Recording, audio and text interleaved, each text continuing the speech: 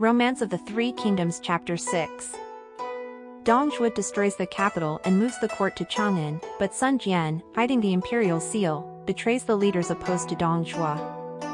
Zhang Fei's headlong charge brings him swiftly to the pass, but he is halted by a barrage of missiles hurled at him and is unable to reach Dong Zhuo.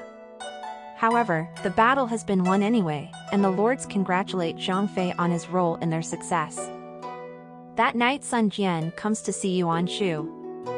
You know I've no personal feelings against Dong Zhuo, but I've given my all in this great struggle because the country needs to be freed.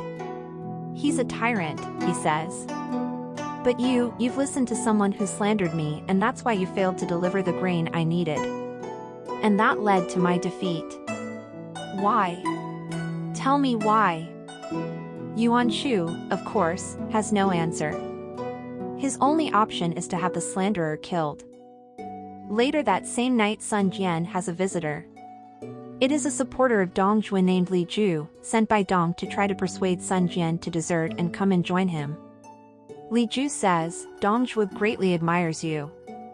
He wants to offer his daughter to you as a bride for your son. How dare he, exclaims Sun Jian, in a fury of indignation.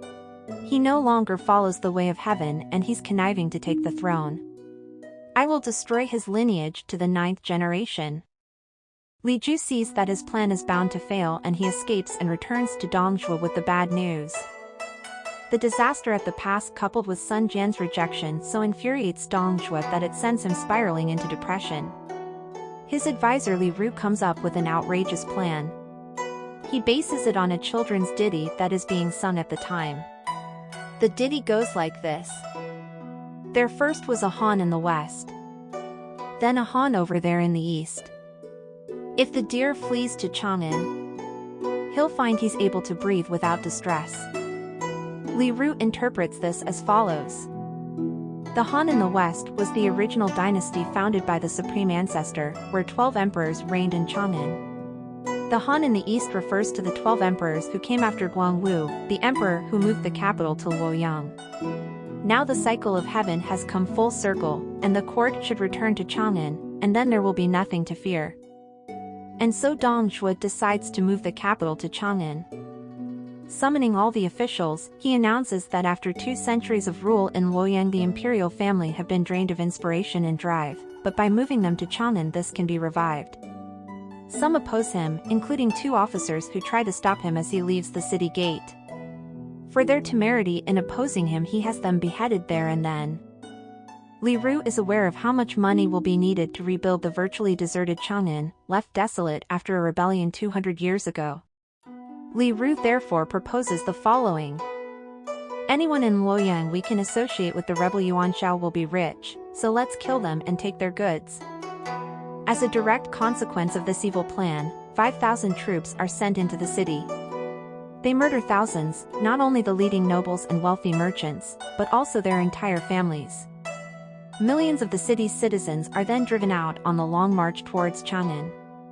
But many of them die en route, while the soldiers rape and pillage at will until the cries of the oppressed touch both heaven and earth. Finally, as Dong Zhuo is about to leave he commands that the whole city, including the ancestral shrines and palaces, should be burned to the ground.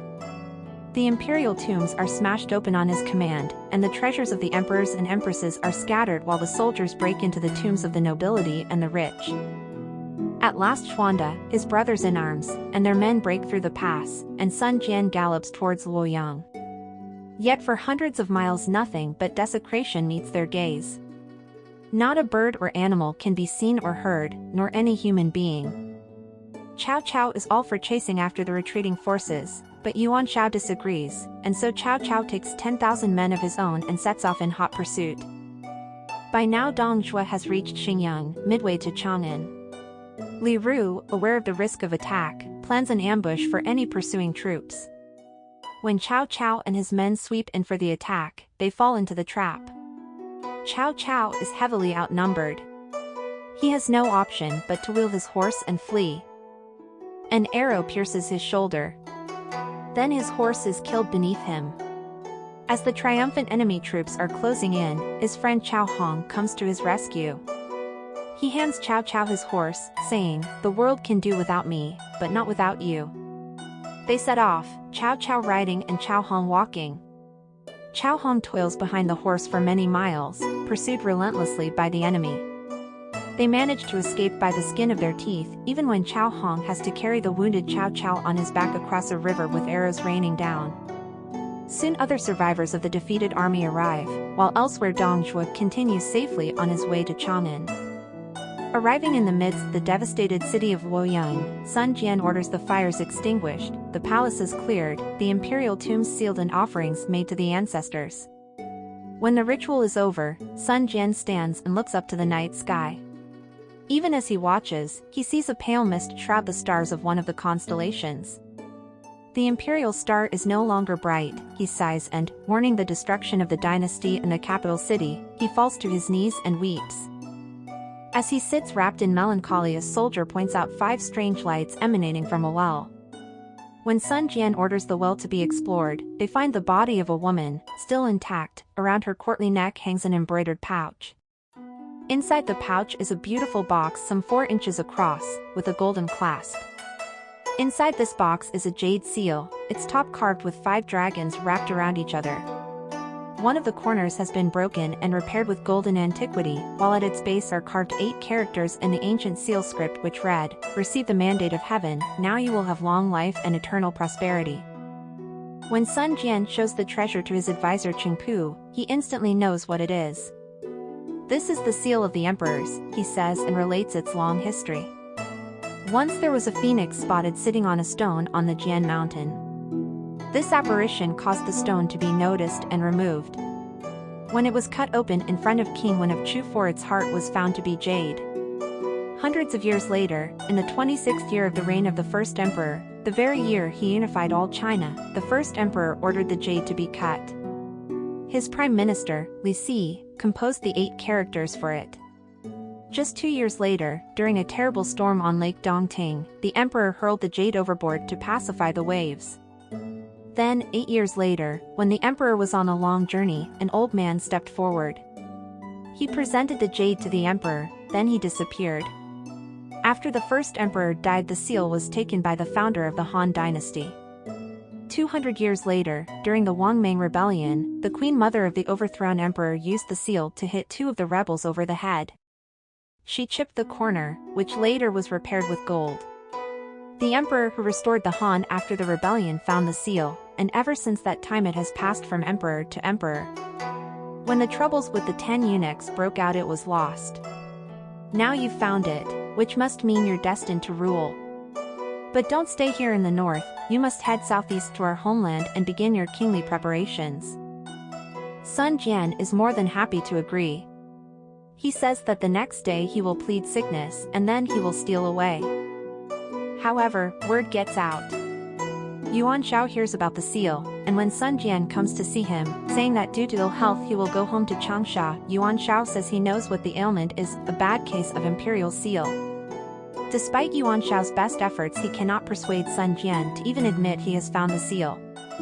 Deeply offended and frightened, Sun Jian does not hesitate but rides off, taking his entire army with him.